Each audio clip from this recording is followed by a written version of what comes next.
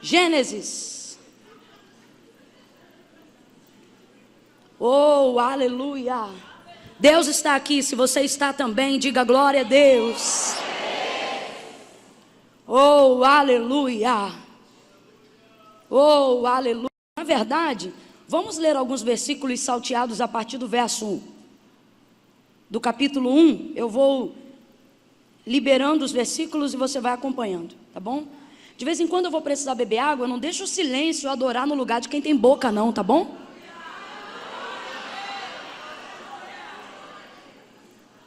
Mas não me ilude não, que eu não consigo beber rápido assim não.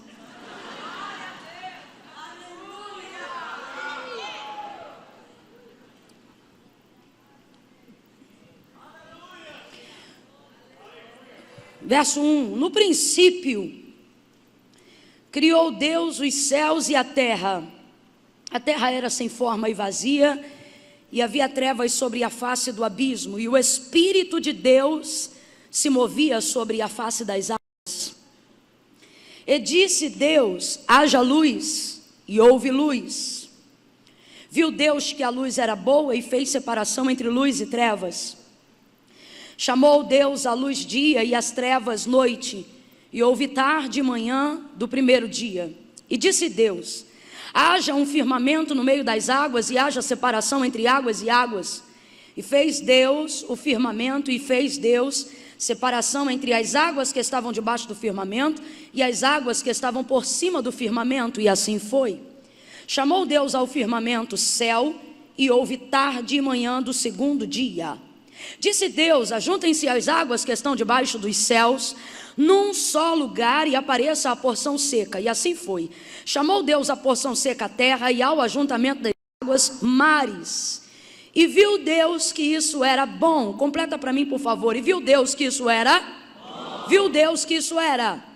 Verso 12, a terra produziu relva, ervas que davam semente conforme a sua espécie, árvores que davam fruto cuja semente estava nela conforme a sua espécie. E viu Deus que isso era bom. Viu Deus que isso era bom. E houve tarde e manhã do terceiro dia. Verso 16, fez Deus os dois grandes lumiares, o lumiar maior para governar o dia e o menor para governar a noite. Fez também as estrelas, Deus os pôs no firmamento do céu para iluminar a terra, para governar o dia e a noite, para fazer a separação entre luz e trevas. E viu Deus que isso era bom. Viu Deus que isso era bom. E houve tarde e manhã do quarto dia. 21, assim Deus criou todas as grandes criaturas do mar e todos os seres viventes que se arrastam, os quais povoam a terra conforme a sua espécie, e todas as aves que voam conforme a sua espécie. Viu Deus que isso era bom. Viu Deus que isso era bom. Verso 23, e houve tarde e manhã do quinto dia. Verso 25, Deus fez os animais selvagens conforme a sua espécie, e os animais domésticos conforme a sua espécie, e todos os répteis conforme a sua espécie. E viu Deus que isso era bom. Viu Deus que isso era bom. Agora vem comigo, 30 e 31. E a todos os animais da terra, e a todas as aves do céu, e a todos os seres viventes que se arrastam sobre a terra, eu tenho vos dado todas as ervas verdes como mantimento. E assim foi. E viu Deus que tudo quanto tinha feito era negativo.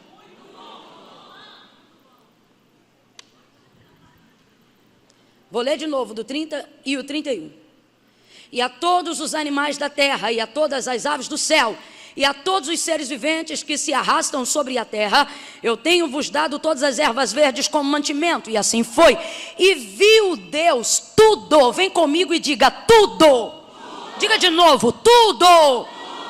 E viu Deus que tudo quanto tinha feito era. E houve tarde e manhã do sexto dia. Lê comigo o verso 1 do capítulo 2. Assim é o que diz o texto: os céus, a terra e todo o seu exército foram acabados. Assim, diga comigo, assim. Assim significa deste modo, desta maneira, de igual forma. A terra e todo o seu exército foram acabados. Agora vai comigo para o verso 18, não murmure em pensamento não. Tem dia que você nem pega na Bíblia, aproveita que tem alguém lendo bastante com você. Capítulo 2, verso 18. Disse o Senhor Deus: não é bom que o homem esteja só. Far-lhe-ei uma auxiliadora que lhe corresponda. E havendo o Senhor Deus formado da terra todos os animais do campo, todas as aves do céu, trouxe-os ao homem para ver como ele lhe chamaria. E tudo que o homem chamou a todo ser vivente, isso foi o seu nome. Assim, deu nome a todos os animais domésticos, a todas as aves do céu, e a todos os e a todos os animais do campo. Mas para o homem não se achava alguém que lhe correspondesse. Então o Senhor Deus fez cair um pesado sono sobre o homem, e este adormeceu. E tomando uma das suas costelas, fechou seu lugar com carne. E da costela que o Senhor Deus tomara do homem, formou a mulher e trouxe ao homem. E disse o homem: esta afinal agora é osso dos meus ossos e carne da minha carne. Chamasse a mulher, porquanto do homem foi tomada. Agora sim você diz amém por essa palavra. Amém. A irmã estava tão cansada, amém. Oh, aleluia. Essa noite o Senhor quer estabelecer para nós aquilo que nós precisamos fazer para que a ordem de Deus venha acabar com o caos que está a vida de algumas pessoas hoje aqui. Veja, eu ao dizer isso, eu não estou dizendo que eu sou atribulada, que você é perturbado. Eu não estou dizendo que você é sem direção, nem nós somos desorientados, de maneira nenhuma. Só que eu estou aqui debaixo de uma autoridade profética concedida pelo próprio Deus. E Deus falou comigo: é necessário ordem no meio desse caos. Que caos, que caos. Aí você vai aplicar de acordo com a sua vida, ou qual área da sua vida há Espírito de Deus, mas não há palavra. Há inspiração, mas não há execução de projeto. Há vontade, mas não há realização. Isso é caos. Isso é caos. É você ter noção do que precisa ser feito, mas não sabe como executar. É você ter um lugar, é você apontar um destino, mas não saber qual é a ponte que se constrói para chegar lá. É fechar os finais de ano sabendo que você é crente, pelo menos a maioria de nós que estamos aqui, saber que a sua salvação não depende da realização desses projetos, porém ter que conviver diariamente com a frustração de perceber que você nunca consegue atingir o seu auge pessoal. Perceber que você não consegue desenvolver o seu melhor. E isso, na verdade, gera em você um sentimento de preocupação tão grande, que, na verdade, o seu problema não é ver as pessoas avançando. Você não é invejoso, você não é invejosa, você nunca foi. Você tem o Espírito de Deus na sua vida. O sentimento de tristeza, não é inveja, é tristeza. Ele tem como uma sombra pairado sobre a mente e o coração de algumas pessoas aqui, não porque elas têm inveja de ver as pessoas avançarem, não, elas querem que as pessoas avancem. E elas se revoltam consigo mesmas por perceberem que são o único empecilho de si mesma para avançar. Então não há problema em ver alguém crescer, não há problema em ver alguém avançar, não há problema em ver que alguém está tendo forma, alguém que era vazio está sendo preenchido, alguém que estava atrás de você de repente está à sua frente. Não, você serve ao mesmo Deus, você sabe do que Ele é capaz de fazer. A indignação não é porque você quer o lugar do outro, mas é porque você sabe que tem o seu, mas não consegue ocupar.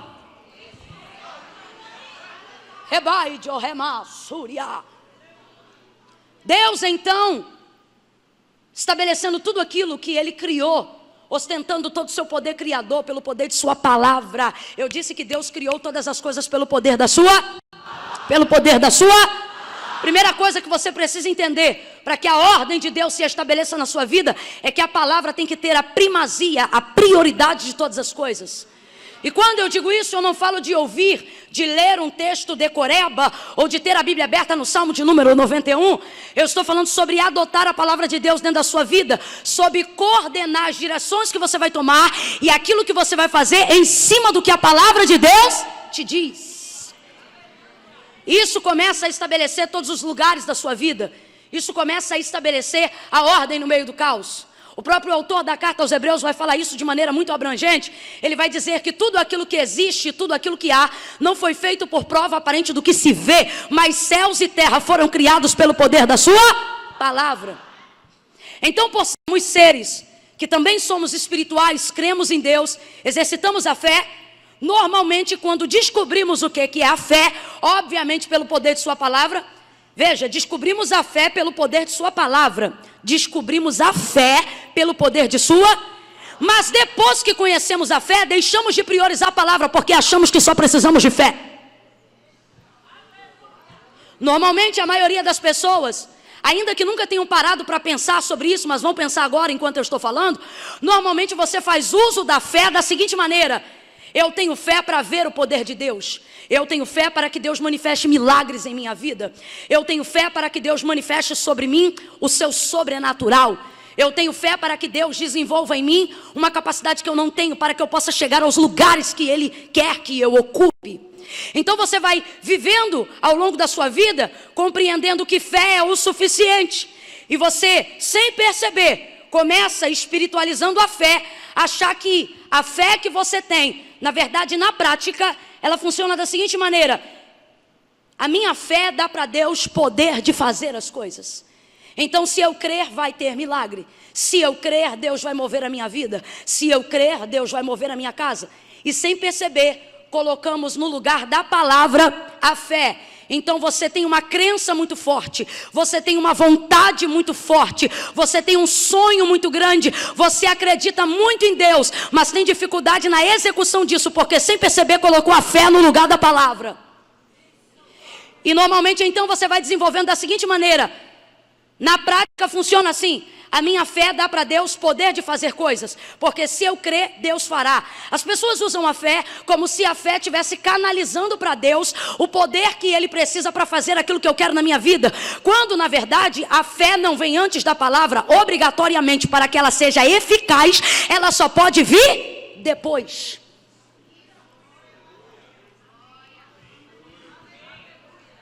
Como é que se produz a fé? Ele mesmo diz: essa fé verdadeira e genuína, ela vem pelo ouvir, e o ouvir da palavra de Deus. Então, ao invés de eu usar a fé como um canal, como uma fonte que dá para Deus o poder de fazer as coisas que eu preciso que Ele faça, eu preciso entender que fé não é para dar para Deus o poder de fazer. Fé é para me dar poder de receber aquilo que Deus já determinou, aquilo que Deus já liberou sobre a minha vida. Dentre muitos princípios para uma vida plena, nós estamos aqui numa atmosfera de plenitude, não é isso? Para sermos plenos, não é isso? Uma das coisas que eu preciso entender prioritariamente, antes de me envolver no manto, antes de entrar no espiritual, antes de compreender e ter percepções espirituais, é compreender de maneira organizacional, exatamente como uma equação, como é que isso funciona. O livro do Gênesis estabelece princípios. Ele não estabelece apenas princípios para dizer como céus e terra foram criados. Quando Deus cria céus e terra pelo poder de sua palavra, Deus está estabelecendo os princípios primordiais de sua vontade para a humanidade. O livro do Gênesis, ele não se destina só a contar como Deus criou o sol, a lua, as estrelas. Não, o livro do Gênesis estabelece a vontade imperativa de Deus para o homem, para a humanidade. E qual é a vontade imperativa de Deus para o homem? Plenitude. Você vê isso no princípio da criação. Por que Deus cria primeiro todas as coisas para por último criar o homem? Sendo que ele não vem depois da erva, sendo que ele não vem depois dos animais. O salmista vai salmodiar no Salmo de número 8, e ele vai dizer: pouco menor do que os anjos o fizeste. Ele está falando da glória do Messias na sua humanidade. Aí ele diz: pouco menor do que os anjos o fizeste, mas de glória o vestiste e o coroaste. O que ele está dizendo? O homem vai vir depois, assim como Cristo aparecerá depois, mas ele é o pináculo desde o princípio. Então veja bem, não é que Deus fez erva, flor, folha para depois ter ideia de me fazer. Não, foi porque ele quis me fazer. Primeiro preparou todo o mantimento, toda sustentabilidade, toda a manutenção. E depois que estava tudo pronto, então eu cheguei. Quando uma mulher fica sabendo que está grávida, ela espera o menino nascer para comprar as fraldas? Espera o menino nascer para saber onde ele vai dormir? Espera o menino nascer para saber qual é o nome que vai dar? Não, primeiro você cuida de toda a manutenção no entorno. Então no final vem a criança, mas todo o começo só foi preparado. O quarto só foi preparado, o nome só foi escolhido, a casa só foi separada, o plano de saúde, tudo isso pensando na criança. Quem está entendendo, diga amém. Isso aqui já abre um parêntese profético para você entender. Às vezes parece que Deus está mexendo em tudo à sua volta, mas não mexe com você. Às vezes parece que Deus mexe em tudo que não tem nada a ver com você, e parece que você está na ponta da fila, como se Ele nunca fosse fazer nada com você. E Deus está dizendo, porque a minha prioridade é você, eu estou cuidando de todo o entorno, porque quando chegar na sua hora, eu quero que você esteja pronto para governar, administrar, receber tudo aquilo que eu vou colocar no seu comando. Então o livro do Gênesis é um livro que estabelece para nós princípios imperativos de Deus para a humanidade. E quando eu digo humanidade, abranja isso. Eu não estou falando de Adão e Eva, eu estou falando do homem, do ser humano. Do ser humano. Ai, irmã Camila, mas tudo isso caiu por terra. Você acha o quê? Que a vontade imperativa de Deus cai por terra em Gênesis 2? Por quê? Porque a serpente mais astuta dentre todas as alimarias do campo induziu Eva a comer a árvore do fruto da ciência do bem e do mal. Então quer dizer que a vontade imperativa de Deus é rasgada por causa de uma serpente? A gente tem que parar com essa mania de achar que Jesus Cristo foi o plano B de Deus. A gente tem que parar com essa mania de achar que a gente só entrou no plano de Deus depois da queda, que a gente só entrou no plano de Deus depois do pecado, e que Jesus Cristo só teve notoriedade na história depois do erro. A gente tem que parar com essa mania. E por que a gente tem que parar com isso? Ora, a gente acha que Ele só foi visto, ou só foi real a sua obra, quando se manifestou entre os homens. Mas não, antes de Cristo se manifestar entre os homens, Cristo já era manifestado no Gênesis pelo poder da sua palavra. Vem comigo, pelo poder da sua. Antes, como diz muito bem um amigo meu, pregador Bruno, antes do antes de haver uma cruz, Ele já estava no haja luz. Não veio depois em razão do que aconteceu, mas já estava antes. O que é que a palavra de Deus vai dizer sobre o Cordeiro? O Cordeiro já estava preparado quando? Depois do pecado? Não, antes da fundação do mundo. Antes da fundação do mundo. Mas Camila, o que você está dizendo? Você precisa parar de uma vez conhecendo Cristo e estabelecer planos B's para a sua história. Cristo está dizendo, eu tenho um plano original para a tua vida. Desde o dia em que eu criei você, você nasceu para dar certo. Sacode alguém aí e fala isso para esta pessoa. Você nasceu para dar certo. Você nasceu para dar certo. Você nasceu para dar certo desde o princípio. Desde o princípio. Se eu nasci para dar certo, por que eu estou dando errado? Porque Deus te fez para louvor de sua glória. E aí você gasta todo o restante da sua vida procurando alguma coisa que faça sentido para você. E aí não encontra. Por quê? Porque você quer alguma coisa que te dê um nome, você quer alguma coisa que te dê sucesso, você quer alguma coisa que te dê dinheiro. Aí sabe qual é a tristeza de quem vive nessa? É que depois você consegue nome, depois você consegue dinheiro, depois você consegue sucesso e continua vazio. Por quê? Porque você não foi criado para o dinheiro, você não foi criado para carro, você não foi criado para esse tipo de sucesso, você foi criado para a glória de Deus. Mas o seu ego diz para você, você tem que crescer, você tem que ter dinheiro. A sociedade só vai respeitar quem você é se você tiver o que mostrar para a sociedade. Aí passa a vida toda achando que o seu valor está nas coisas que você deve comprar ou deve possuir, e depois termina frustrado. Por quê? Porque o seu ego diz para você, até no cristianismo você pensa que Deus tem um propósito, então se eu nasci para dar certo, não tem como dar errado. E por que eu estou frustrado? Porque você achou que no dia que Deus criou você, Deus estava pensando em você. É o seu ego. É meio que natural isso, né? Olha, se eu nasci, Deus pensou em mim para eu nascer. Não, a palavra de Deus garante como Deus trabalha. E o que o profeta Isaías diz, Jeremias diz, dele, nele e para ele são Só as coisas espirituais.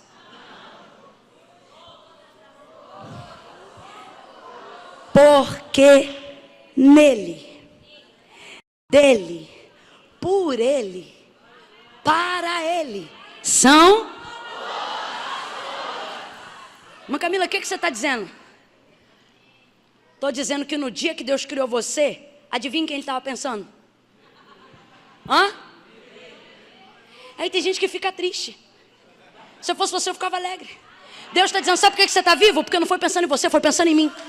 Sabe por que você vai dar certo? Porque eu velo para cumprir a minha palavra, porque eu velo sobre o meu nome.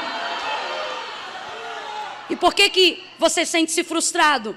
Porque você tem procurado coisas que façam sentido para você. Agora veja, quando você procurar coisas que façam sentido para a glória de Deus, você vai se sentir realizado. Você vai se sentir completo. Quem aqui se converteu a Jesus, mas não nasceu num lar evangélico? E depois de experiência com Deus, sempre que está sempre em ponto de dívida, mesmo que esteja na igreja, mesmo que esteja servindo, mesmo que seja dizimista, mesmo que seja ofertante. Quem aqui já voltou para casa depois de uma ralação de uma semana inteira na igreja e deitou na cama cansado, tão cansado que não conseguia nem dormir, de tão cansado que estava, teve que tomar um relaxante muscular, mas deitou com sentimento de alegria, como quem diz, rapaz, eu estou cansado, eu estou acabado, não deu tempo de fazer unha, não deu tempo de fazer o cabelo, mas e aí, você está feliz? Estou, porque eu fiz a vontade de Deus. Eu sinto que eu dei alegria, que eu dei prazer para Deus. Quando a gente procura coisas que façam sentido para Deus, a gente percebe que está sendo bem sucedido no nosso propósito de vida. De vida. Veja bem, então quando Deus estabelece o Gênesis, que é o livro do princípio, Deus estabelece sua vontade imperativa para nós, seres humanos. E a vontade de Deus é que nós sejamos plenos, saciados, completos. Deus não quer que você seja mais ou menos, Deus não quer que você seja mediano. Desculpa, eu sei que é meio forte, mas eu preciso dizer, Deus não te fez para mediocridade.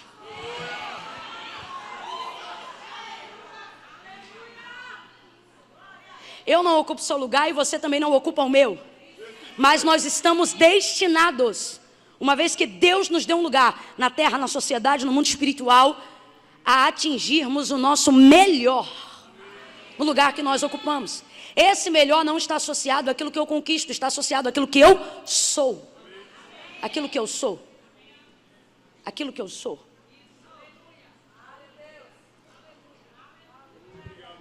Então eu não posso acreditar que é a minha fé que dá para Deus poder de fazer.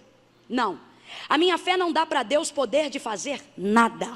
Por quê? Porque Deus não precisa da minha fé para ter poder de fazer as coisas que Ele já fez.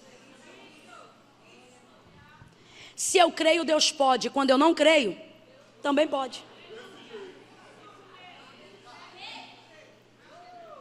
Entende? Então, uma vez que eu entendo que a minha fé não dá para Deus poder de fazer, também entendo que Deus tem poder de fazer tudo pela sua palavra. Então, quando eu creio, quando eu tenho fé, quando eu acredito na sua palavra, quando a minha fé é sólida em acreditar em tudo que Deus fala, então a minha fé não dá para Deus poder de fazer, mas a minha fé me dá poder de receber aquilo que já está feito. E aí é a hora que você se pergunta, irmã Camila, mas já está feito? Eu vim aqui nessa noite para te dizer que já. Não será um sermão muito longo, mas eu procurarei ser objetiva nisto aqui. Irmã Camila, o que você está afirmando? Estou afirmando que tudo que Deus tem para você já existe. O livro do Gênesis é a prova do que nós estamos falando aqui. No livro do Gênesis, o Senhor, Ele ostenta o seu poder como Criador. Eu disse que Ele ostenta o seu poder como? Aqui todo o processo criativo de Deus está em ebulição no início da criação. Deus faz absolutamente tudo, Deus fez tudo. Você vai ler, você leu comigo vários termos dizendo tudo, tudo, tudo. Quando ele termina, o texto diz tudo, tudo, tudo, tudo, tudo, tudo, tudo. Deus fez tudo pelo poder da sua palavra. Mas Camila, o que é que você está dizendo? Estou dizendo que não teve fé para a criação ser construída. Não, eu não estou falando isso para descredibilizar a sua fé. Só estou falando isso para você botar ela no lugar dela e botar a palavra de Deus onde ela tem que estar. Quando Deus disse, haja luz e houve luz, quem foi que disse amém? Quem foi que disse eu concordo? Quem foi que disse, eu creio, seja feito dessa maneira? Não. Quando Deus disse, haja luz. Por quê? Porque céus e terra foram criados pelo poder da sua. palavra. Quando eu creio na palavra, eu gero fé. Para quê? Para poder receber o que a palavra já liberou. Você vai organizar esse mecanismo hoje. 2019 vai ser um ano de tanta explosão. Vai ter gente dizendo, irmã Camila, parece que tudo que não aconteceu todos os anos aconteceu de uma vez só em 2019. O que é isso, irmã Camila? É fé. E o Senhor vai dizer, quando você bota ela lá no lugar certo e recebe a palavra, você começa a receber tudo que estava retido. Começa a cair sobre a sua cabeça. Oh, pelo poder de sua palavra. Tem que ter palavra. Fala comigo, completa para mim, por favor. Tem que ter? Tem que ter? Tem que ter? De quais palavras você tem se apropriado? Quais palavras conhecem o endereço da sua casa? Que palavras você invoca na sua hereditariedade? O que você ministra sobre os seus filhos? O que você diz sobre o seu futuro? Ai, irmã Camila, sobre o futuro a Deus pertence. Você não conhece esse Deus? Deixa eu perguntar aqui. Se eu perguntasse aqui para você, você sabe onde você vai estar daqui a 10 anos? Alguém aqui sabe me responder? Irmã Camila, eu sei exatamente onde eu vou estar daqui a 10 anos. Alguém sabe? Sabe? Deveria saber. Ele disse ao profeta, clama a mim e responder-te-ei, e anunciar-te-ei. Vem comigo e diga futuro. Diga futuro. Isso, anunciar-te-ei. Sabe o que ele está dizendo? Eu já tenho coisas que já existem no céu, e eu quero que você saiba delas agora, no presente. Para você saber para onde você está indo. Para você correr, como disse Paulo. Eu não corro como quem corre a ermo. Eu não ando como quem anda para qualquer lugar. E aí, Camila, é o que? A vida está me levando? Não, é o que levo a vida. É o que levo a vida. O meu Deus é o Deus do futuro. Responder-te-ei. Deus quer falar. Deus quer que você conheça a palavra que Ele tem para você. Deus tem um plano e Ele tem prazer de compartilhá-lo com antecedência. Para que você se prepare, para que você viva a altura das coisas que ainda não são, como se elas já fossem. Agora veja, não adianta balancear só o espiritual. Você precisa colocar o espiritual no comportamental. A palavra do Senhor diz que aquilo que está em cima é maior do que o que está embaixo. Aí diz assim, Deus está em cima e tem poder sobre tudo que está embaixo. Aí diz assim, Ele tem poder sobre a terra, no meio da terra e abaixo da terra. Está dizendo que Deus tem poder sobre todas as coisas. Por quê? Porque Ele está sobre todo. E acima dele não tem nada. Não tem nada. A gente olha para o céu de baixo para cima. Deus olha para o céu de cima para baixo. Não, você não entendeu. Você imagina o céu como um universo infinito. O céu não é um universo infinito. Só é infinito porque a NASA não tem o poder de medir. Só é infinito porque ainda não encontraram uma tecnologia para medir o universo. Por que que é finito e não infinito? Porque quando o Senhor criou, determinou limites. O firmamento Ele chama de céu. E Ele disse que estendeu o seu limite. Inclusive, há no recôndito do céu o recôndito das águas. É só você ler o texto. O texto diz, inclusive, que o que chamamos de planeta Terra até hoje, por ser 70% mais água, na verdade, era 70%, era 100%. Ele empurrou um pouco, subiu um pouco, levou um pouco para o lado, o restante botou para baixo e ele disse, seja firme, fique seguro aí em cima do firmamento. Aí você diz, o céu é infinito. Deus está dizendo, não, eu sei onde ele começa e onde ele termina, eu estou acima dele, eu estou olhando tudo, eu sei tudo. Então eu vou falar de novo. Você olha para o céu, vira de baixo para cima. Deus olha para o céu e diz, confia, porque eu estou olhando tudo aqui de cima. Aleluia! Deus está compartilhando conosco grandezas nesta noite. Tem dia que Deus dá pra gente um arroz com feijão temperadinho, que a gente fica maravilhado, chora. Mas tem dia que Deus abre o leque e diz, fala profundo, porque eu quero revelar coisas grandes e firmes que não sabes. Na extensão de tudo que Deus criou, Então veja, eu preciso pegar tudo aquilo que é palavra, tudo aquilo que Deus determinou sobre a minha vida e entender que essas coisas não podem ser tratadas apenas como se fossem acontecer. Para eu mostrar para Deus que eu creio, eu preciso me comportar de maneira como se já fosse. Deus não permitiu José vestir uma túnica só quando chegasse no Egito. Não, já deu para ele uma túnica no deserto. Tem gente aqui que sabe do que eu estou falando. Tem irmã aqui que só tem dinheiro para comprar na liquidação. Dependendo do momento de vida, irmã Camila, hoje eu estou vivendo um momento que eu só posso comprar na liquidação. É impressionante, mas ela entra, o olho dela vai no mais caro da loja. E ela não escolhe por preço, ela escolhe por gosto. Menino, não sei o que é que eu tenho, não sabe o que é que tem? Deus te deu uma túnica no deserto.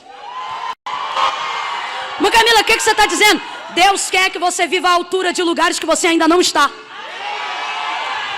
Mas Camila, você está mandando eu me endividar? Não, só estou dizendo que esse dilema é passageiro. Deus está dizendo que eu tenho sobre a tua vida se manifesta, ainda que você esteja em lugares que não combinam com a unção que eu te dei, com a graça que eu te dei, com a virtude que eu te dei. E deixa eu falar uma coisa que Deus está me dando na qualidade de profeta e não de pregadora. Verbo da vida é lugar de príncipes e princesas. É lugar de príncipes e princesas. Tem alguém em casa pensando agora, está falando para agradar a igreja, eu não agrado a igreja, porque quem me sustenta é o dono da igreja. Estou falando o que Deus está mandando. O que Deus está mandando. Dentro dessa conjuntura, eu preciso me comportar como a palavra de Deus diz que eu sou. Eu preciso viver aquilo que Deus me deu autonomia para viver. Veja.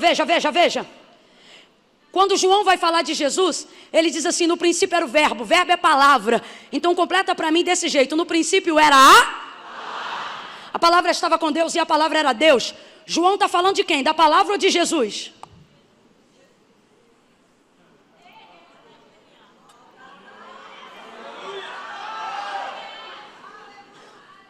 Ora, João está falando da mesma coisa. A palavra é Jesus e Jesus é a? No princípio era o verbo estava com Deus e o verbo era Deus. Nele estava a vida e a vida era a luz dos homens. E a luz resplandeceu nas trevas. Ele está falando de Gênesis 1. Palavra de Deus, resplandecer. A luz. As trevas não se escondem no ocultismo da magia negra, da maçonaria. Não. Bruxaria, satanismo, obra das trevas, isso tudo é secundário. A obra das trevas mais antiga é a treva da ignorância. É o limbo da consciência. Satanás, para ser servido, tem que cegar o entendimento. Não foi para isso que Jesus se manifestou? Como é que você serve a Deus? De maneira consciente e racional. Paulo disse, vem todo mundo com nóia na cabeça adorar a Deus. Foi assim? Não, apresenteis a vosso Deus um culto racional, consciente. Por quê? Porque para adorar a Deus você tem que ser elucidado e não inebriado. Agora Satanás não. O príncipe das trevas lhe cegou para que não cheguem ao conhecimento da palavra, que é a verdade. Porque a palavra de Deus diz, conhecereis a verdade, e a verdade? Satanás, para ser servido, primeiro tem que cegar, porque o homem na sua naturalidade, veja, não estou falando da sua espiritualidade não, na sua naturalidade, ele não tem coragem de fazer algumas atrocidades que só estando em possessão ele é capaz de fazer. Para que ele tenha esse nível de serviço para a obra das trevas, ele precisa ser cego. Então olha João dizendo, Jesus está desde o princípio. O que ele está dizendo? Ele já estava lá no haja luz.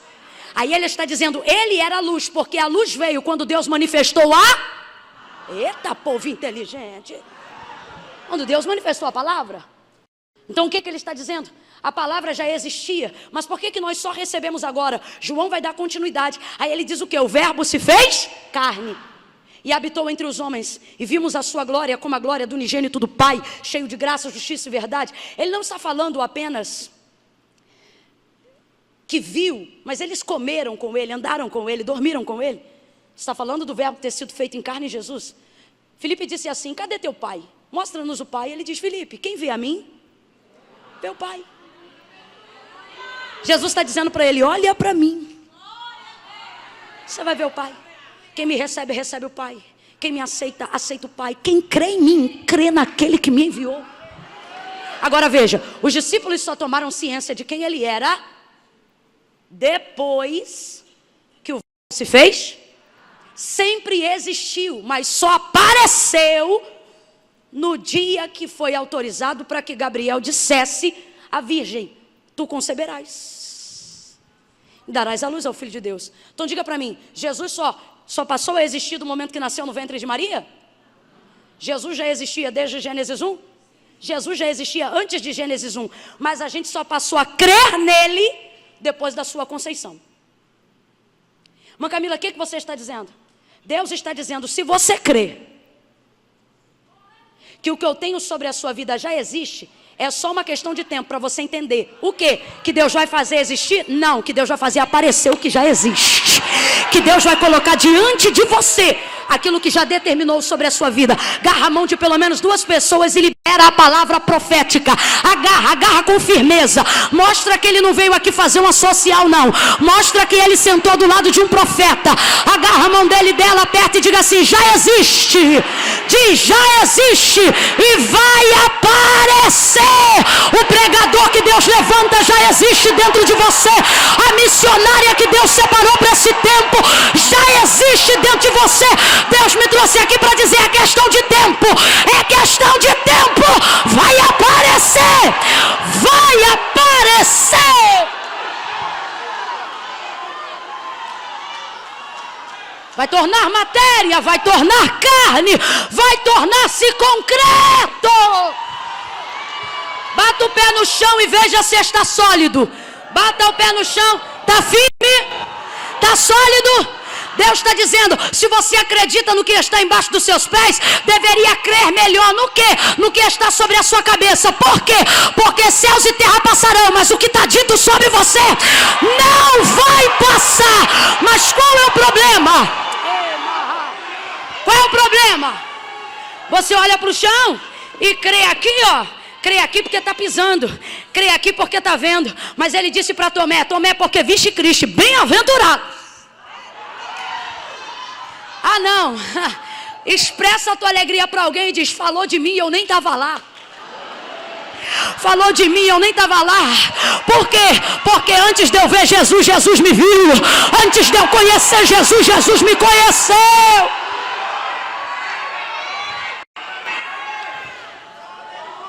Aí você acredita no que está debaixo do teu pé. Hoje esse piso é carpete, amanhã isso pode ser porcelanato, eu sei lá. Isso muda. O Senhor está dizendo, mas porque pisa você crê. Só que Deus está dizendo, você pisou aí e sentiu firme. Pisou aí e sentiu sólido. Deus está dizendo, e se eu te disser que isso se tornaria abstrato se fosse se comparar com o peso do que eu coloquei sobre a sua cabeça? Ouvi pastor Diego falar e nunca mais esqueci. Há quem diga que Pedro andou sobre as águas. E ele diz, mas eu digo que ele andou sobre a palavra. Por quê? Ora, porque ninguém anda sobre as águas. Pisa na água e me mostra se você anda. Pisa na água e você me mostra se você anda. Mãe Camila, mas Jesus andou. Não esqueceu que João falou que ele era o verbo? Ah, na história. Bota outro para andar. Bota outro para andar e vê se anda. Bota outro para andar e vê se não anda. No máximo é surfista. Beijo para os meus amigos do Bola de Neve. Sobre as águas só ele anda. Sobre as águas. Aí você diz, aí, irmã Camila, não gostei. Eu tenho maior sonho de andar sobre as águas. Tem? Então aprenda que só anda sobre as águas quem constrói uma ponte.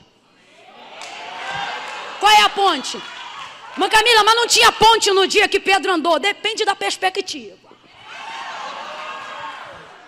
Olha que loucura. O lugar mais firme que Pedro está é dentro do barco. Quem está me ouvindo, diga amém. Amém.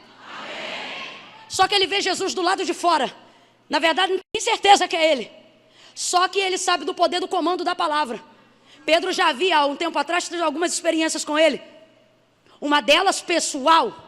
Trabalhou toda noite e não apanhou nada. Jesus vem para a praia e diz, voltai ao mar alto e lançai as vossas redes para pescar. Olha o que Pedro diz. Havendo trabalhado toda a noite, nada apanhamos, mas porque mandas. Em outras versões, sobre a tua palavra, nós lançaremos a rede. Voltou ao mar, lançou a rede e arrebentou na pesca naquele dia, depois de não ter pego nada. Então como é que é isso? Os peixes já existiam, sim ou não? Sim ou não? Mas por que trabalhou e não pegou? Porque a palavra, irmã Camila, traz à existência o que não existe. Isso foi no Gênesis, isso acabou. Irmã Camila, o que você está dizendo? Ai, irmã, mas é tão lindo dizer que Deus vai trazer. É lindo, é poético, é filosófico, é permissivo, mas teologicamente é um grande equívoco. O que você está dizendo, irmã Camila? Estou dizendo que Deus não vai trazer mais nada à existência. Uns se entristecem porque não compreendem a palavra. Outros se alegram, por quê? Porque percebem que tudo que precisam já está posto por Deus, feito por Deus, determinado por Deus. Escute isso.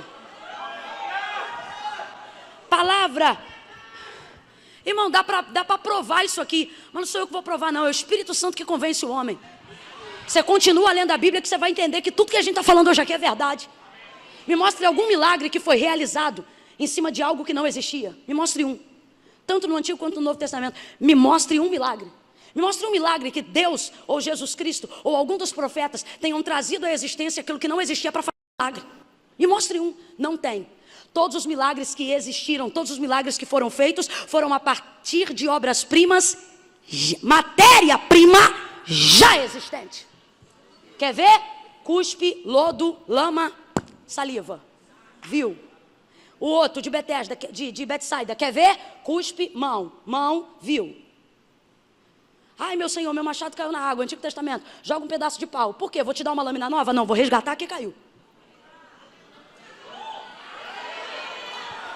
Abraão sobe com Isaac, chega lá em cima, já está pronto, cutelo imolado. Deus estalou o dedo e fez em menos de um segundo o cordeiro conhecer a ovelha parir, dar um carneiro e amarrou atrás do arbusto. Quando Isaac começou a subir junto com Abraão, o texto diz o quê? Que ele estava amarrado, já estava posto lá, preso pelo chifre. Se foi pego à tarde, de manhã ou à noite, eu não sei. Eu sei que ele não nasceu num estalar de dedo, foi alguém que nasceu. Foi um bicho que já estava criado e que simplesmente na hora certa agarrou o chifre naquele lugar. Deus está dizendo, eu não preciso criar de novo. Por quê? Quando você faz isso, você está me chamando de incompetente. Eu só preciso amarrar o chifre na hora certa. E Ele está dizendo, eu chamo as estrelas pelo nome. Você acha que eu não posso controlar a sua vida? Eu chamo as estrelas pelo... Ei! Tem gente aqui diminuindo o tamanho da capacidade de Deus. Ai, irmã Camila, eu sei que Deus é poderoso. Ele conta os fios da nossa cabeça. Não é assim que está escrito, não. O que o texto diz não é que Ele conta os fios da cabeça. O que o texto diz é que Ele tem os fios contados. Irmã Camila, tem diferença? Tem. Uma coisa é eu dizer o número total de flores que tem aqui. Outra coisa é, à medida que eu for plantando, eu dizer, essa é a número 1, essa lá é a 2. Essa aqui é a 3, essa aqui é a 4. O que você está dizendo? Estou dizendo que quando você acorda cedo e pintia o cabelo, Ele não faz a conta e diz, caiu 120, não. Ele diz, caiu o 2, o 10, o 5. Ah, caiu aquele de quando você tinha contados. O que isso significa? Poder, não apenas poder. Isso significa controle sobre o poder. Deus é o melhor gesto. Deus é o maior gesto. Ah, Deus, eu creio que tu vai trazer a existência que não existe. Ele diz, filho, creia em alguma coisa nova. Porque isso aí eu já fiz. Antes de você nascer eu fiz. Ele diz assim, ó, tenho-vos dado tudo.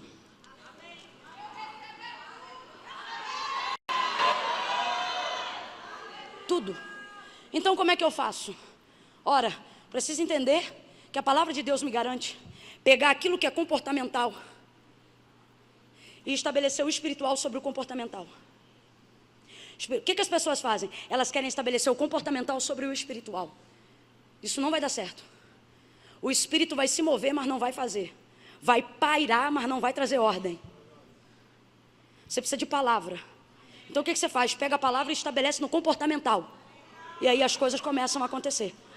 O Espírito de Deus estava perdido no princípio? Não. Não tinha luz. Era sem forma e vazia. Mas o Espírito de Deus pairava.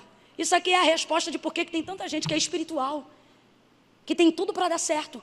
Mas não tem ministério, não tem realização, não tem obra feita diante de Deus. Por que não? Porque tem espírito, mas não tem palavra. Fala em língua. Ora em língua. É do manto. Sente o movimento. Mas só vive aquilo ali na hora. Depois não tem um plano, não tem uma direção, não tem um destino. Ai, irmã, eu estou como Deus quer. E você sabe como Deus quer? Porque se você sabe, você tem que caminhar do jeito certo.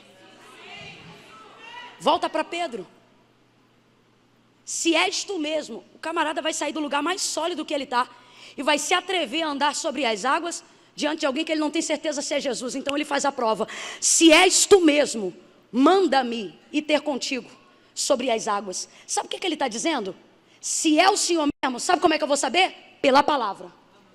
Por quê? Porque se tu mandar essa água aqui, vai ficar debaixo dos meus pés. E sobre a palavra eu estarei sobre essas águas.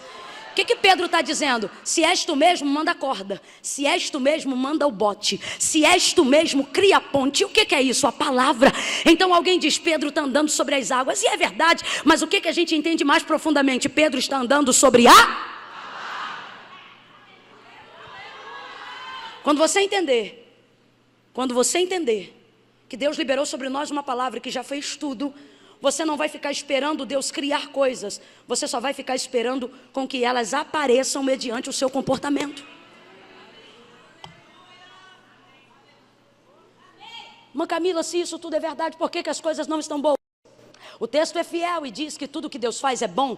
O salmista Davi acredita tanto nisso que ao compor o salmo de número 136, ele vai citar repetidamente entre estrofe e refrão, o Senhor é bom, o Senhor é bom, o Senhor é bom, e a terra está cheia da sua benignidade, o Senhor é bom, o Senhor, o tempo todo. Nós sabemos, já cantamos aqui nessa noite, Deus é bom. Se Deus é bom, só pode fazer o que é bom.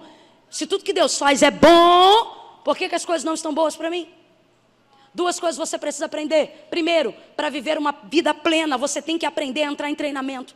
O que é treinamento? O que você chama de prova. Deus diz, treinamento. Ai, irmã Camila, eu estou numa prova, Deus está dizendo, está estagiando.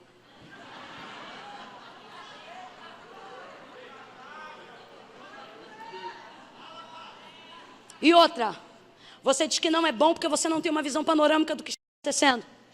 Você só tem uma visão limitada do que está acontecendo. Mas Deus que está vendo tudo, está vendo o quão bom o quão bem todo esse processo está fazendo a você. Você diz, eu estou sendo provada, e Deus diz, você está sendo melhorada. Você diz, eu estou sendo humilhada, e Deus diz, você está sendo talhada. Veja, você precisa aprender isso como princípio. Cada momento que Deus executa seu plano sobre a criação, Ele vai dando tarde e manhã de cada dia.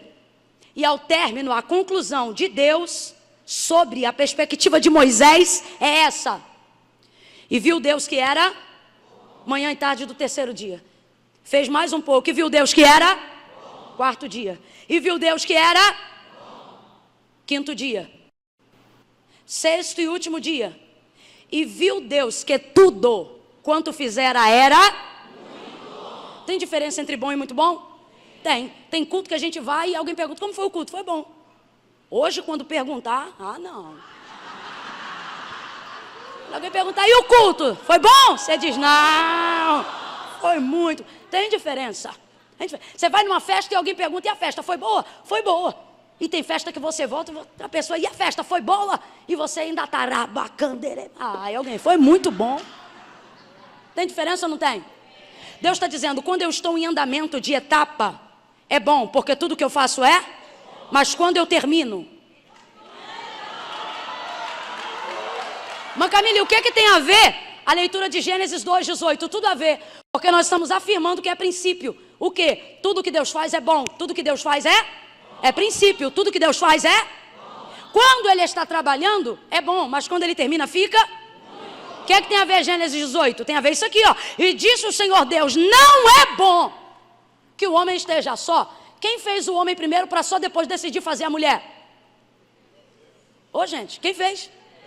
Fica com medo não, parece que você está culpando Deus. Você não está culpando Deus, você só está responsabilizando. E Deus sabe pelo que é responsável.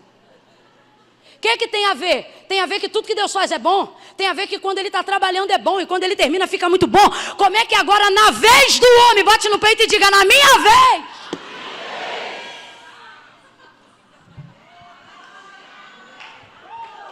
O negócio não fica bom? Como é que é? Logo comigo! Só que você precisa entender que o que está acontecendo em Gênesis 2:18 não quebra o princípio do que aprendemos em Gênesis 1. O quê? Ora, você leu comigo, enquanto Ele está fazendo é bom, mas quando Ele termina fica... Então, se agora, enquanto ele está trabalhando com o homem, a coisa não está boa, significa o que, gente? O princípio. Qual? Que Deus ainda não acabou. É só você olhar a conjugação verbal. Disse o Senhor, isso vai estar em qualquer tradução. Não é bom que o homem esteja. Aqui, o texto não está dizendo, não é bom que o homem seja. O que quer ser? Característica permanente. Está, esteja. Verbo estar, advérbio de tempo. Por que chama advérbio de tempo? Porque tem como caráter primitivo verbal o início de tudo que é temporal. Você não olha para alguém entre um dia da semana e outro e diz assim, e aí, como é que você é? Você diz, e aí, como é que você? Advérbio de tempo, característica temporária, significa que é temporal. Ou seja, significa que tudo que é temporário, uma hora vai. Eu já estava glorificando. Então veja, Deus não está dizendo, não é bom que o homem seja. Ele está dizendo, não é bom que o homem. Então ele está dizendo, isso vai. Eu ainda não acabei. Essa circunstância é temporária. Levanta a mão que eu estou sentindo graça de Deus para profetizar. Deus vai estabelecer sobre a tua vida o princípio de quem Ele é. O que, irmã Camila? Você não vai ser bem no sucesso e ruim no dinheiro e ruim no amor. Você não vai ser bom na vida espiritual e péssimo na sua família. Deus está trazendo sobre nós a plenitude dos princípios. Você vai ser um sucesso. Você vai ser bom marido, bom pastor. Você vai ser boa ovelha, boa mãe, boa esposa. Qual é o princípio? Deus está dizendo, eu não largo mão de você enquanto não ficar bom, enquanto não ficar muito bom. Pega a mão de alguém e diga, só está assim porque Deus ainda não acabou. Espera ele acabar. Você vê?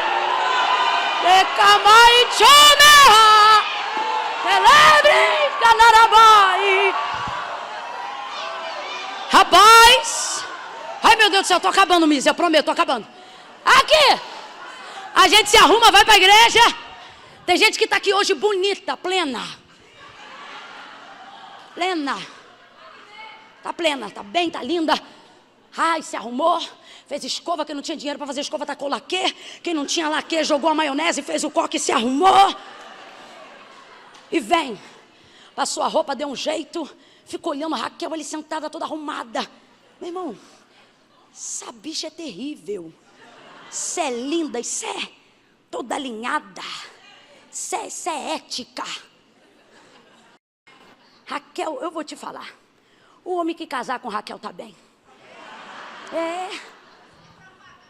Raquel é a coisa mais linda, toda alinhada. Ninguém diz, está ali, perna cruzada. Caiu no elevador, a pressão baixou. Estava caída no elevador há poucas horas atrás. Raquel me desce no elevador. Que isso, Raquel? Camila, a pressão caiu, estou suando. Estava suando igual uma porca. Mas tu olha ali agora, toda escovada, linda. Isso é cheirosa. Pensa numa bicha alinhada. Suando assim, ó. Quando começou a andar comigo, eu falei, menina, tenta se encurvar, fazer alguma coisa. Vão achar que tu é arrogante. Assim, o tempo todo. Ninguém diz. Aí sai alguém de casa hoje, plena. Ninguém sabe que o pau cantou, até xingamento teve. Você está rindo porque não foi a casa. Tem gente aqui que saiu. E o outro disse, se tu não chegar 9, tu vai ver. E ela já está aqui dizendo, Jesus, tomba ele. Segura ele, Senhor. Esse homem vai chegar hoje, vai dormir, vai acordar no outro dia, você vai dizer, meu filho, o que é que você tomou? Rivotril? Ele vai dizer, não, menina, eu vi um homem branco, grande, um varão, eu caí, só acordei agora. Crente é tudo doido mesmo, né? Plena, vê a gente plena. Não sabe, meu irmão. Quem vê a gente aqui não diz que a gente está 12 horas na estrada.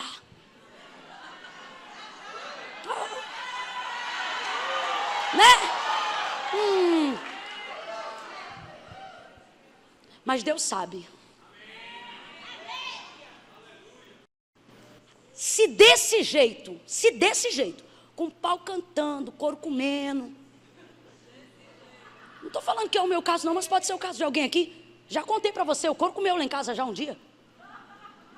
É, coisa difícil. Tem gente que está aqui, meu irmão. Eu me lembro, rapaz, quando a gente veio para Jesus, a gente tinha uma vida toda errada, então teve que renunciar a um monte de coisa. Eu não tinha nem idade para ter a vida errada, mas minha família tinha.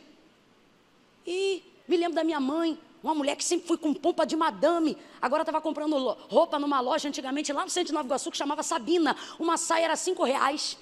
Mas você sabe como é que é? Eu tinha uma amiga que ela diz, não é a roupa que faz o monge, isso é um monge que faz a roupa, um troço assim. Ela está querendo dizer o seguinte, quando você tu bota um trocinho que em qualquer um fica arrastado, mas em você. Aí eu lembro da minha mãe comprando saia 5 conto. Eu me lembro da gente usando blusa de frio no calor. Porque era o que tinha de novo, era o que tinha ganhado.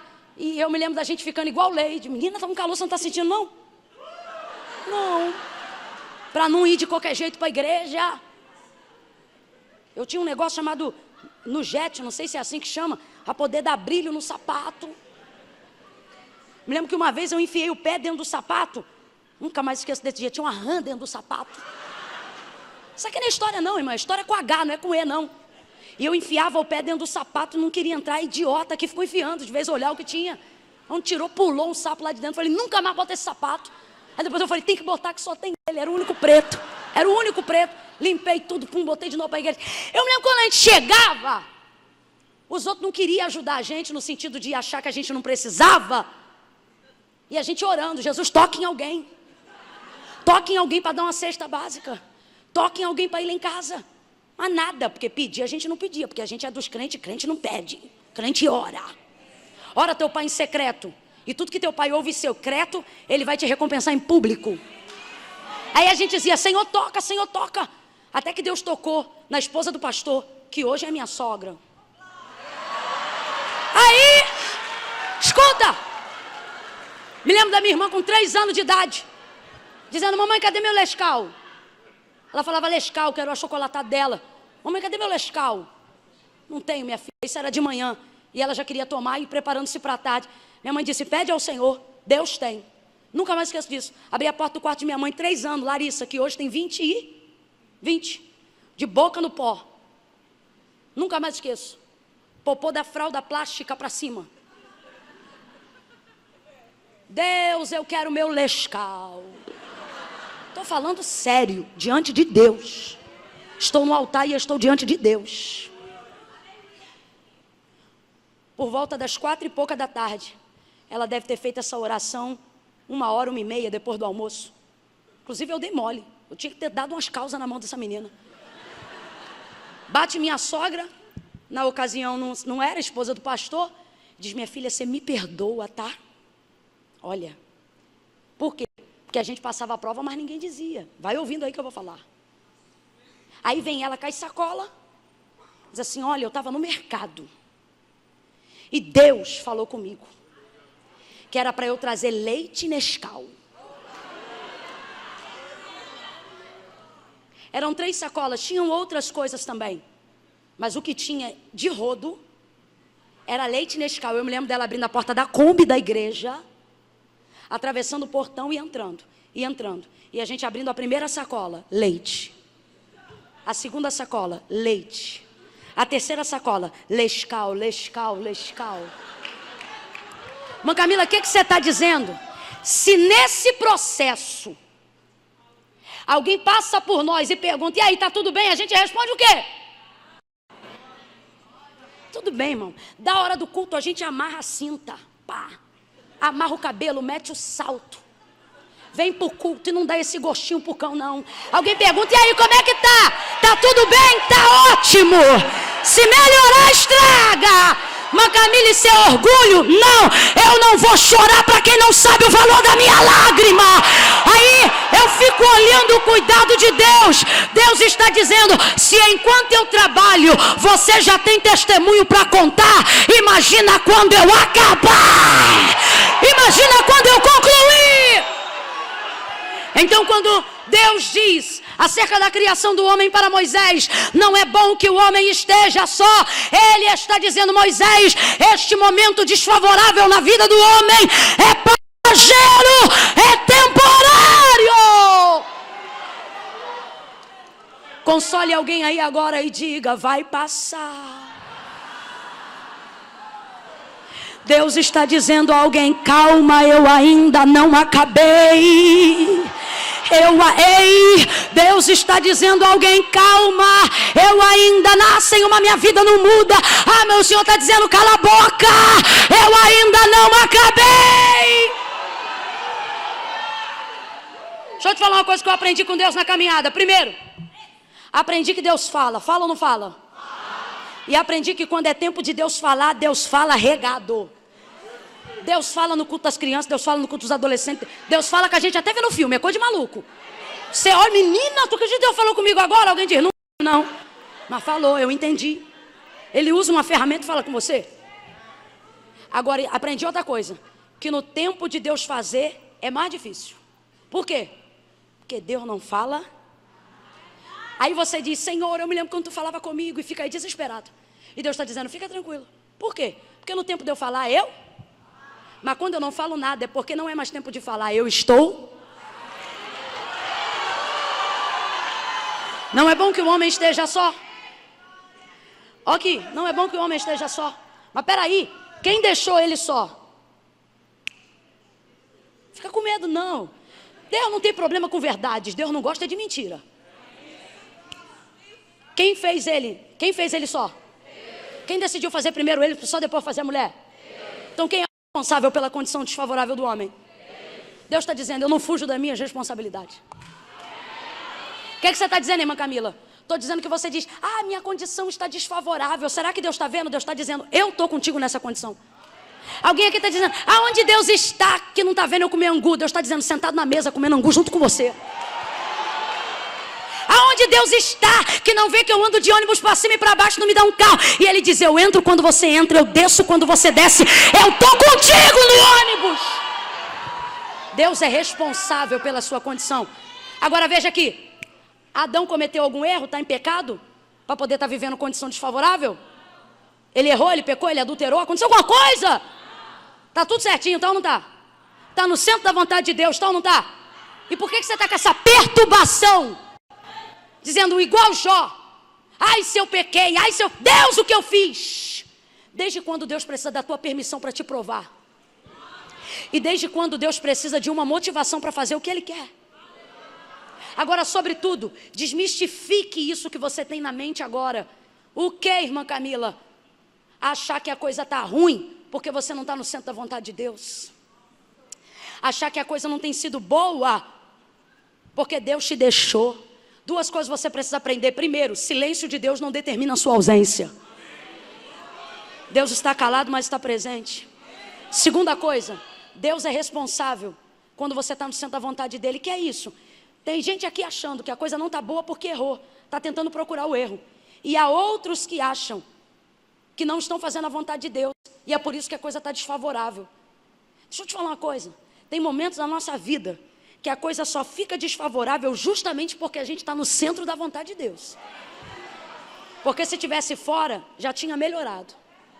Não, vou falar rasgado. Vou falar rasgado. Tem gente aqui que só está vivendo aperto porque não aceita suborno. Porque se aceitasse, já tinha trocado de casa. Tem gente aqui que só não foi promovido ainda no trabalho porque não senta no colinho do chefe. Porque se já tivesse sentado, já tinha subido de cargo. Aí você diz: Deus, tua mão me desamparou. Deus está dizendo: não, está apertado porque tu tem sido fiel. Mas tem uma diferença, a qual eu estou te provando, mas também estou me responsabilizando pelo seu momento. Qual é a diferença de você ser provado no centro da vontade de Deus? É que Deus se responsabiliza pela condição desfavorável.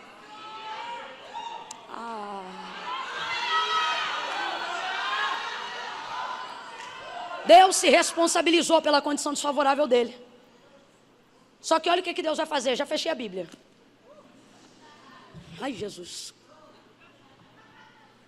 Deus chama ele e vai dar ele uma honra em tempo de desfavor. Eu disse que Deus vai dar ele uma em tempo de desfavor, em tempo de aperto, em tempo de crise. Veja, eu não disse que Deus vai exaltar ele agora. Eu não disse que Deus vai dar solução para a situação dele agora. Eu disse que Deus vai dar uma nesse tempo para ele agora. Olha o que Deus vai fazer, coisa que só Deus faz. Deus vai pegar todo o trabalho de suas mãos e vai colocar na mão dele. E vai dar a ele a autoridade dele dar nome a todas as alimarias do campo. Aí ele diz assim, olha o que o texto diz. E trouxe o Senhor Deus os animais ao homem. Por que trouxe? Porque Deus criou tudo no mundo. E Adão está onde? No mundo não. O texto diz que o Senhor faz um jardim e coloca ele lá. Por quê? Ora, ainda não teve chuva, não regou a semente. O que vai ser árvore ainda é semente. O que Deus faz? Cria um jardim. Aí você diz, eu estou no desfavor. E Deus diz, eu tenho te provado com tanto cuidado. Você diz, eu estou sofrendo tanto. E Deus diz, o que você chama de sofrimento, você não tem noção do tamanho do meu ser à sua volta. Você diz, o homem está numa condição desfavorável. E ele está vivendo esse desfavor num lugar que Deus separou para ele viver, enquanto o mundo não estava pronto para recebê-lo. Está escrito aí no texto. Você lembra de Maria Madalena chorando? O texto diz que no sepulcro onde Jesus foi sepultado, havia também ali um jardim. E ela está chorando horrores. Quando eu li esse texto, o Senhor falou comigo, veja, está chorando horrores, mas está chorando no jardim. O sepulcro fica no... Deus está dizendo, eu sempre tenho como compensar você no lugar da sua dor.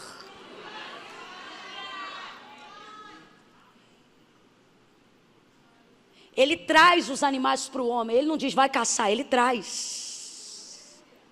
Trouxe ao homem. Aí diz assim para ele, o nome que você der é o nome que vai se chamar. Deus teria nomes mais bonitos para dar aos animais que Adão deu? Sim ou não? Sim ou não? Mas ele está dando para ele uma responsabilidade junto com a honra. Mas Camila, o que você está dizendo? Deus não dá honra desacompanhada de responsabilidade. Honra desacompanhada de responsabilidade não é honra, é prostituição. Veja isso. Trouxe os animais. É uma honra ou não é? Gente, presta atenção. Quem aqui segura um filho 9 meses na barriga e deixa um estranho dar nome? Quem aqui mora anos numa cidade, edifica um patrimônio, tomba um patrimônio histórico e deixa um estrangeiro dar nome? Aonde? Lugar nenhum. Olha o que Deus está dizendo. Eu criei, mas estou te dando. Aí olha o que ele diz. O nome que você der é o nome que vai ficar. Por quê? Porque eu criei, agora é seu. Escuta. Escuta, o nome que você der é o nome que vai ficar. Deus está dando para ele uma honra. Quando é que vem a honra? A honra vem quando Deus não me dá a solução ainda. Como assim? Ter honra é ter dignidade diante de. Eu não disse que Deus o exaltou. Eu não disse que Deus trouxe solução. Deus não está trazendo a mulher. Deus está lhe dando honra. O que Deus está dizendo? Não é porque você está sendo provado que nesse processo você não será honrado. Deus está dizendo, eu vou te provar sem você perder dignidade diante da sociedade, sem você perder dignidade diante da sua família. Não, você não está entendendo. Só quem já passou processos da vida sabe do que eu estou falando. O que é você pagar o mínimo do cartão, mas para o teu nome não ficar sujo, você continuar pagando o mínimo. E aí depois você orar e Deus trazer uma fatura para você, parcelando num valor que você pode pagar. Aí você diz, irmã Camila, Deus me exaltou? Não, mas tem me honrado. Só uma mulher solteira às vezes, mãe de 3 filhos, sabe o que é sair de casa 4h30 da manhã, voltar 8 horas da noite, mal tomar banho, se arrumar, vir para a igreja, botar as crianças na escola, fazer feijão, temperar, congelar, deixar pronto, coloca na mãe, traz na explicadora, faz plantão de dia, capina de noite, arruma a casa, serve aqui, serve ali. Aí você pensa, irmã, Deus já te exaltou, mas quando dá a hora do culto, ela está aqui arrumada, ungida e cheirosa. Aí você diz, irmã, Deus já te exaltou, ela diz, não, mas tem me honrado, tem me dado dignidade diante da sociedade. Só que junto com a honra vem o trabalho. Imagina o que é catalogar a criação inteira. Catalogar a criação inteira, gente. Pelo amor de Deus, é trabalho ou não é? Quando Deus diz assim, filho, eu vou te honrar. Pode ter certeza, nas entrelinhas Deus está dizendo, eu vou ocupar o teu tempo.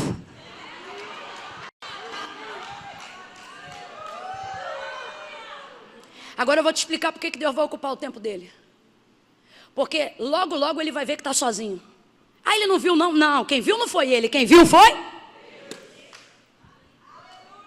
O que você está dizendo? Estou dizendo que era para você estar dando glória. Sabe por quê? Quando você descobre um problema, Deus já providenciou a solução. Ó. Lá para baixo ele percebe o problema. Lá em cima Deus já estava tratando do problema.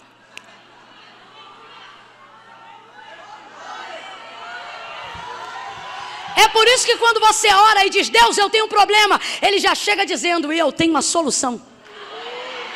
Porque quando você identificou, eu já estava vendo há muito tempo.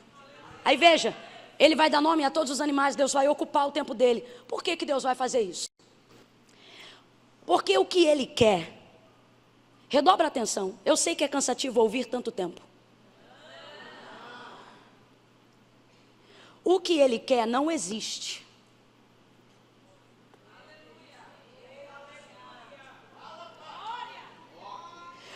O que Ele quer, só Deus pode fazer.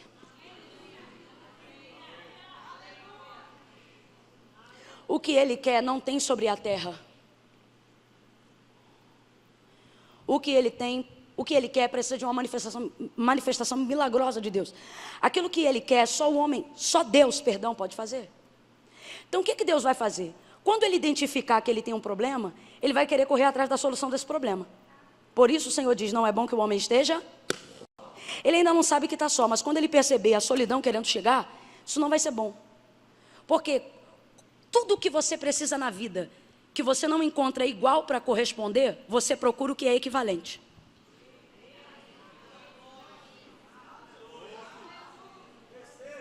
Por exemplo, a gente que é dona de casa,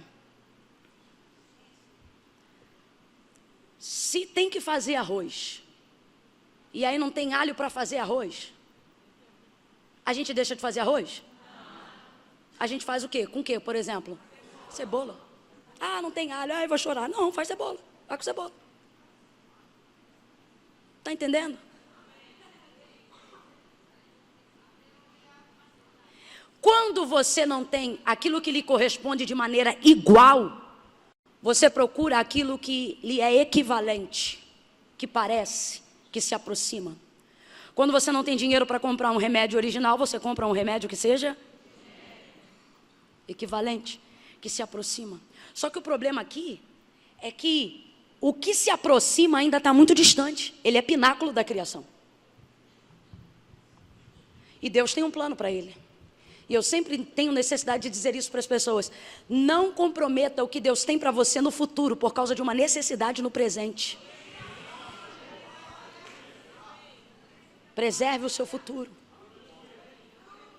Então veja, traz os animais, Deus ocupa o tempo dele.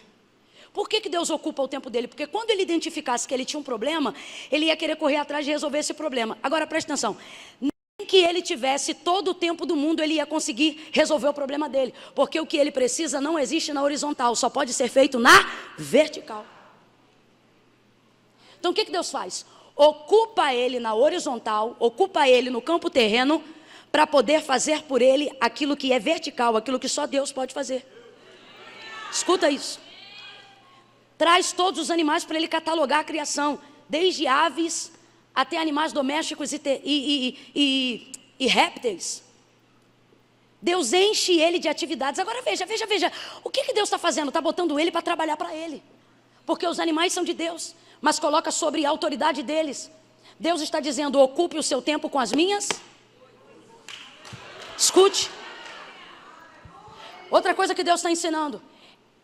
Você não ter o que você quer, não te impede de fazer o que eu quero. Vou falar de novo. Você não ter aquilo que você quer, não é impedimento para você não fazer o que Deus quer.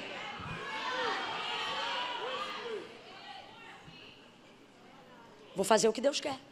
Deus ocupa ele. Você diz, irmã Camila, eu tenho realmente me sentido apertado pelo ministério, pelo chamado, pela vocação. O que é isso? Vou lhe dizer. É Deus ocupando o seu tempo com coisas que Ele sabe que estão na sua alçada a resolver. Por quê? Para que você não use esse tempo que lhe pode ser útil fazendo as coisas de Deus, desgastando-se com coisas que nem que você tivesse todo o tempo do mundo, você ia ser capaz de fazer. Quando você gasta muito tempo tentando executar algo que não está na sua alçada, você pira. Você fica doido. Porque você está empregando todos os seus esforços naquilo que não está na sua alçada, naquilo que não está na sua capacidade, naquilo que não está na sua existência em executar. Então o que Deus está fazendo? Deus está usando de uma estratégia maravilhosa, divina. Ele é a própria sabedoria. Por isso Salomão vai cantar a sabedoria e vai dizer: eu estava com ele no princípio de todas as coisas. E nós vemos ela aqui. Olha isso, Deus está ocupando Adão com aquilo que ele pode fazer, para que ele não use o tempo dele fazendo aquilo que ele jamais conseguirá, nem que ele tenha todo o tempo do mundo. Agora, peraí, deixa eu rasgar isso aqui diante de algumas pessoas. Você diz: eu não posso viver o chamado de Deus porque eu tenho que terminar a faculdade. Eu não posso viver o chamado de Deus porque eu tenho que terminar o estágio. Eu não posso me entregar para o ministério. Eu não posso confessar Jesus hoje. Depois que eu casar, eu confesso. Depois que eu fizer isso ou aquilo, eu confesso. Depois que eu parar de fumar, eu vou. Depois que eu parar de beber, eu vou. E Deus está dizendo: nem que você tenha todo o tempo do mundo, você não bota essas coisas no lugar. Por quê? Porque essas coisas quem faz não é você. Essas coisas quem faz sou eu. Então você vai criando a ilusão de que você é capaz de gerir essas coisas para a sua vida melhorar. Depois que eu casar, eu vou para Cristo. Depois que eu me santificar, eu vou para Cristo. Depois que eu parar de fumar, eu vou para Cristo. Depois que eu parar de beber, eu vou para Cristo. Quando eu me casar, pastor, eu sou obreiro, mas eu não estou trabalhando muito porque eu ainda não me aposentei. Depois que eu me aposentar, você vai ver como eu vou me lançar no ministério. E Deus está dizendo: que pena. Por quê? Porque você vai investir todo o seu tempo buscando coisas que você julga serem essenciais, até que você perceba que não está na sua mão fazer coisas que só Deus pode fazer por você. E detalhe, Deus pode fazer isso por você sem você ficar maluco para que isso aconteça. Agora aqui, ele se sente só, mas ele sabe exatamente o que ele precisa? Sabe? Não sabe. Porque se ele não vê, ele não sabe. Tudo que você tem de registro na sua memória é pautado em cima do que você conhece. Ele pode saber que ele quer uma mulher sem nunca ter visto uma mulher? Ele quer uma mulher sem nunca ter visto uma mulher? Ele quer alguém. Ele quer algo. Agora, conjecture comigo, ele sabe o que é? Não sabe, não tem como saber. Eu só quero a partir daquilo que eu conheço. Agora, as mulheres vão entender melhor do que os homens o que eu vou falar agora. Tem um dia, uma semana específica no mês, que a gente quer uma coisa, mas não sabe o que é.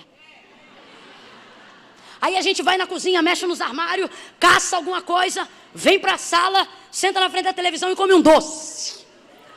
Aí come. Termina de comer o doce e diz: menina, eu já comi esse doce, mas eu estou com vontade de comer uma coisa, mas eu não sei o que é. Volta para a cozinha, mexe nos armários, né? Traz uma pipoca salgada. Aí, menina, já comi o doce, já comi o salgado. Eu não sei, eu estou com a vontade de comer uma coisa, mas eu não sei. Agora, por não saber o que é, desmerece a vontade? Eu sei que pensamentos tenho de vós, diz o Senhor.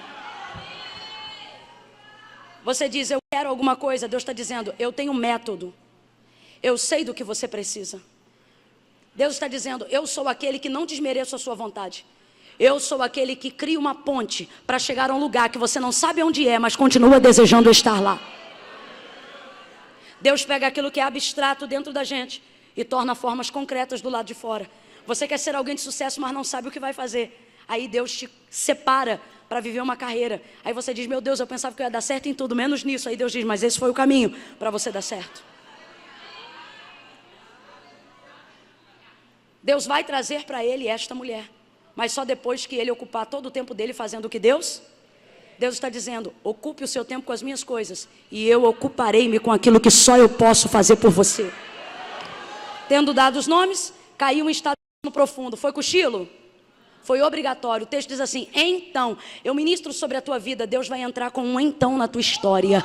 O que é um então, irmã Camila? Um então é apesar de, a despeito de, independente de. Irmã Camila, o que você está dizendo? Os dias se repetem como uma rotina cansativa, até que Deus coloca um então na nossa rotina.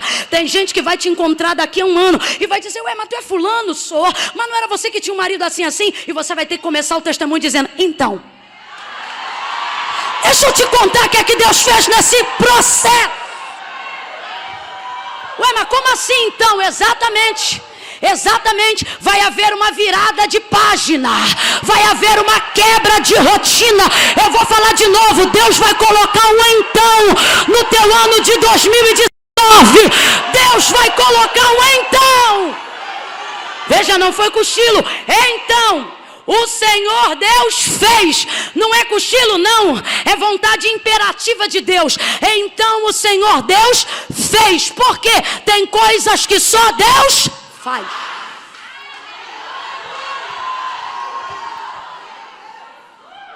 Tem gente que vai dizer: me explica, me dá os caminhos das pedras. Você diz: olha, o caminho único que eu conheço é a obediência. Por quê? Porque quem fez isso foi Deus. Então o Senhor Deus fez o homem cair num estado de sono profundo, e este adormeceu. E então tomou uma de suas costelas. Tomou o Senhor Deus. Então o Senhor Deus fez e tomou. Vem comigo e diga: então, fez e tomou. Isso é complicado, a beça. Diga comigo de novo: então, fez e tomou. Isso não combina com o tal do livre-arbítrio que vive falando. Diz comigo de novo: então, fez e tomou. Tem coisa que se Deus pedir a gente não dá.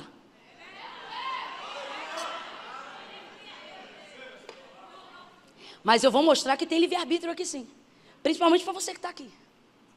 Lembra você impactado no primeiro amor? As orações: Deus, tira da minha vida tudo que não te agrada.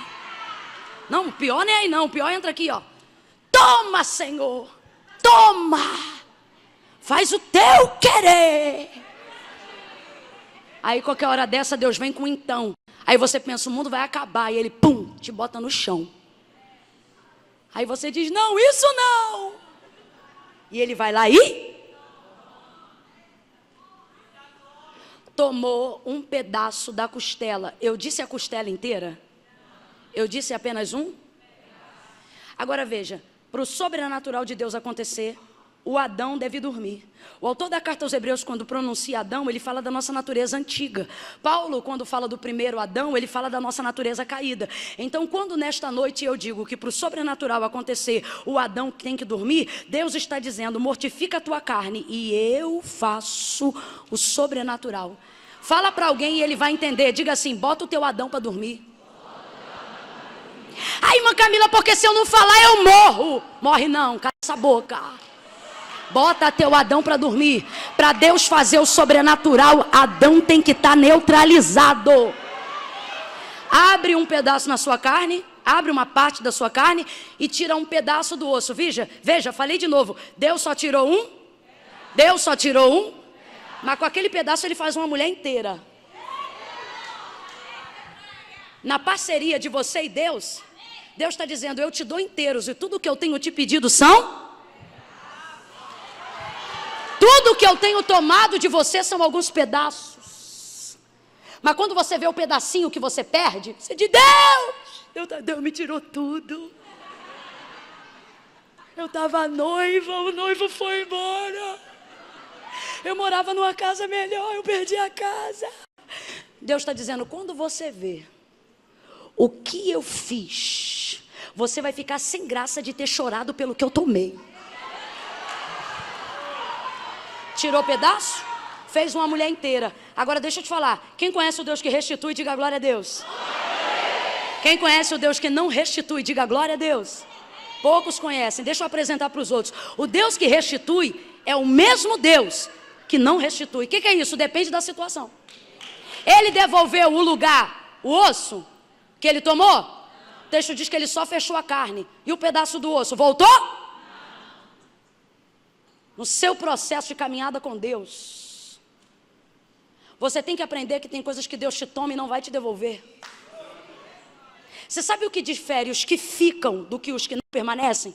Não são as coisas que Deus dá, são os que suportam as coisas que Deus tira no processo. É isso que fortalece o nosso relacionamento com Deus. Deus tirou, fechou o lugar com carne, fez a mulher, acordou ele. Levanta ele. Faço ideia dessa Eva. Pensa nessa Eva. Não pensa não. Ele olha para ela. Fecho aqui. Ele olha para ela e diz: esta afinal. Quando Deus entra com um então, você entra com um afinal. Vou falar de novo. Quando Deus entra na tua história com um então, você fecha ela com um afinal. Veja, quando a coisa está ruim, é Deus que abre a narrativa, mas quando a coisa fica boa, Deus não fala nada. Por que Deus não fala? Porque quando está ruim, Ele administra. Quando fica boa, Ele deixa você falar. Testemunha aí, testemunha o que é que eu fiz. Esta, afinal, é osso dos meus ossos, carne da minha carne. Chamar-se-á mulher. Não é Eva, chamar-se-á porquanto do homem foi tomada. Ele deu nome para ela. Agora eu te pergunto, Deus mandou ele dar nome para ela? Deus mandou ele dar nome para os? Fechamento de plenitude de Deus para a nossa vida. Qual é a visão de Deus? Que em treinamento nós aprendamos a obedecer. Enquanto obedecemos, aprendemos o que Deus quer. Ou seja, enquanto Ele dá nome aos animais, Ele está fazendo o que Deus mandar. Quem está ouvindo, diga amém. Amém. Mas Ele faz isso por tanto tempo. Olha isso, Ele faz isso por tanto tempo, que agora Deus não mandou e Ele vai fazer. E na hora eu olho e digo, me revolto. Deus não mandou Ele dar nome para ela, mandou dar nome para bicho. Aí o feminismo já quer levantar e eu digo, ela não é bicho. Aí Deus diz, fica quietinha que eu vou te ensinar uma coisa. Ele está há muito tempo fazendo o que eu mando. E o que eu mandei ele fazer? Dar nome para os animais, dar nome para a criação. Eu trouxe tudo para ele. Agora eu fiz a mesma coisa. O que eu fiz com os animais? Assim como eu trazia os animais, quando eu criei ela, eu também Ele já está no comando do treinamento. Então, como ele deu nome para os animais, quando ele vê eu trazendo ela, o que ele faz? Dá nome para ela.